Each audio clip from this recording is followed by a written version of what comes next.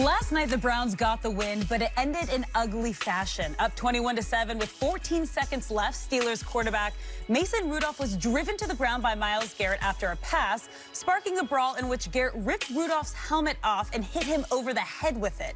After the game, Baker Mayfield said what Garrett did was, quote, inexcusable. Marquise Pouncey, who was ejected for throwing punches and kicking Garrett, said that Garrett could have killed Rudolph.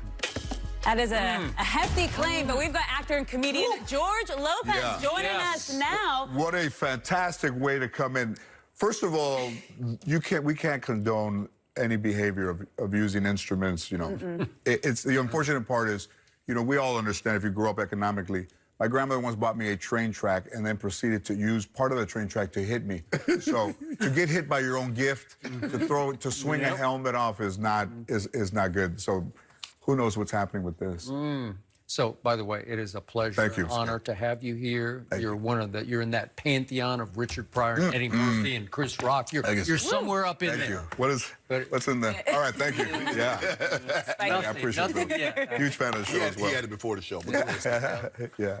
So, how shocked were you that this happened to the point that you thought, I've never seen that happen in a football game? Because you've watched a whole lot of football. A whole lot of football. What becomes the high water mark? You know, when you stomp a quarterback when he's down, they've already eliminated anybody going over the middle to get hit. A lot of people got hurt that way.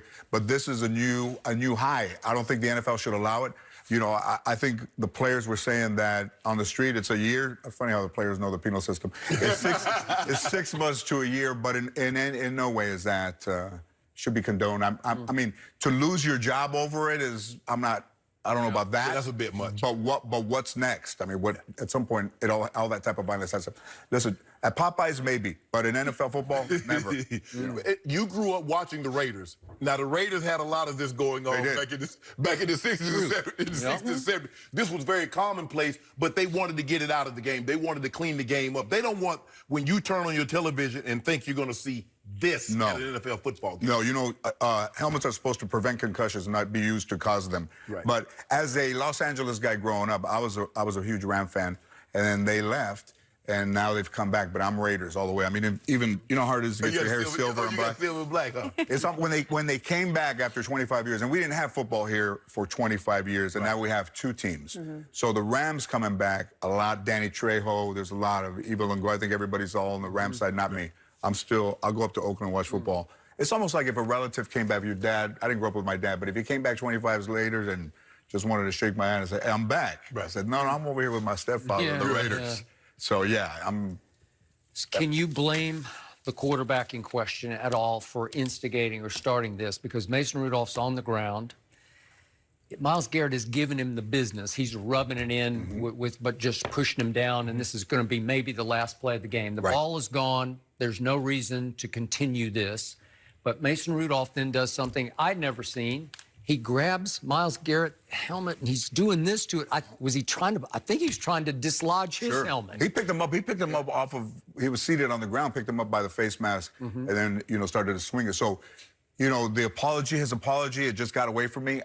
I mean, you have to stay in your senses at all time. I mean, yeah, there's a premium on winning. There's a premium on being a good professional player. But that's over the line, right? You don't see that anywhere. Back to the Raiders of today. I'm a longtime Gruden fan. My partner, not so much. But I'm starting to see a spark of what I thought would happen sooner than this. I'm starting to see turning it around. Yes. John Gruden, I've always said, creates a force field in a locker room unlike any I've experienced since I covered Jimmy Johnson's Cowboys. There's just something about him. I know he can be an actor. He can be a little over the top to the point of almost being a caricature of the Chucky Gruden that we all sort of knew the first time. But I think it's starting to click with the football team. And I wasn't sure he was sold on Derek Carr, but he better be because Derek Carr is very quietly having a season here. Yeah. It's a lot of fun to go and watch them. You know, the fact that they've been there forever and you see a stadium that maybe doesn't have the best plumbing, doesn't have is not aesthetically pleasing on the eye. But those fans love the Raiders. People come in. I love the Raiders. You go over there. The fact that even the Warriors now are playing in San Francisco. But this team this year if they were able to get into the playoffs, I'm not talking about winning the Super Bowl, but to go in deep, knowing and everybody knows that they're going to leave, I think would be good. Last year was one of those years where you still have a little bit of the jacked out real players, and you still have you coming in there trying to make noise, as Gruden did. Antonio Brown, that little bit of a distraction to the team, and to see the team playing well right now is exciting. You know, how many of the people from Oakland will go to Las Vegas? I think that's almost going to become like Thunder Down Under. It'll be a football team that has almost like a floor show. It's going to be not all, that stadium won't be all football fans. Right. Yeah. Are you surprised that they're actually leaving? Because it seems like you go back, you started in Oakland, you go to LA, you go back to Oakland, and all of a sudden you go and leaving Cali altogether, you go into Las Vegas. Well, I mean, hanging out with Mark Davis on occasion, you know that money talks. In Oakland, they've never built that stadium. They never looked at building the stadium. So I am a little bit shocked that they are leaving. I think they stayed an extra year this year than was planned on, because that stadium was not. Listen, as a Latino, I know when something that they're building is going good. To me, there was like 3 months there that nothing was happening to that stadium, and now it's back up. But is it a great stadium?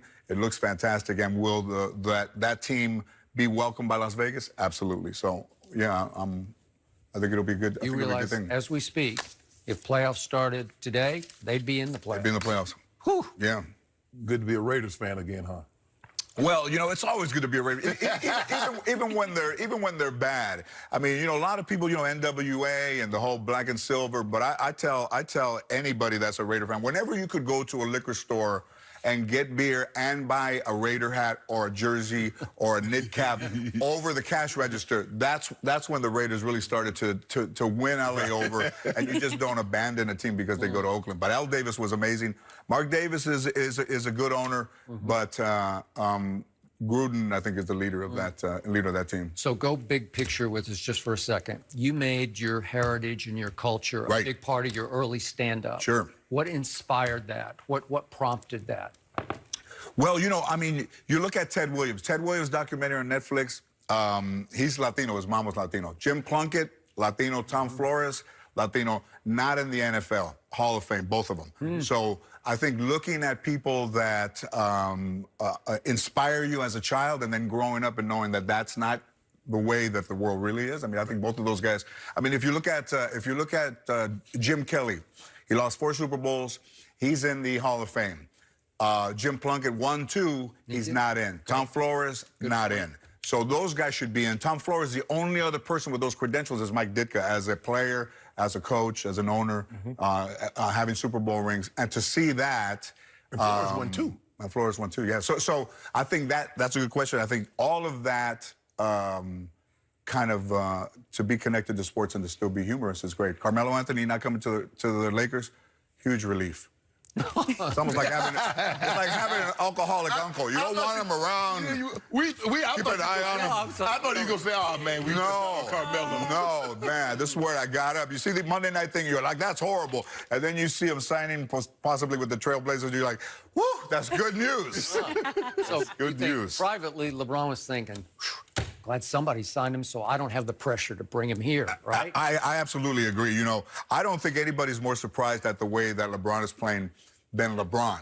I mean, he's been in the league a long time. I think 17 years, came out of high school. You start to wear down. Kobe Bryant, incredible athlete. Early on, ball hog, missing, shooting, started to get it back with Shaq.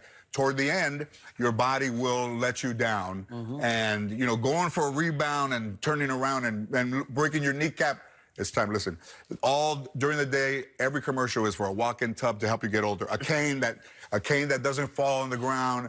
You have or the chair that helps you go up the stairs. You got a little, you got a little chair. You got a microphone, so when you lay down in the driveway and nobody's around, I can't get up. Help! I can't get up. So we don't need any more age on that team. And LeBron being a good coach. Let's see when Frank Vogel starts coaching how they play. But right now, I think it's all Bron. It's all LeBron. And Vogel's, he's blended in. He's almost the white shadow. Hold those thoughts, and we'll get deeper into the Yeah. Stick around, because we're going to dive deeper into your beloved Lakers next. And we have Go anywhere, guys.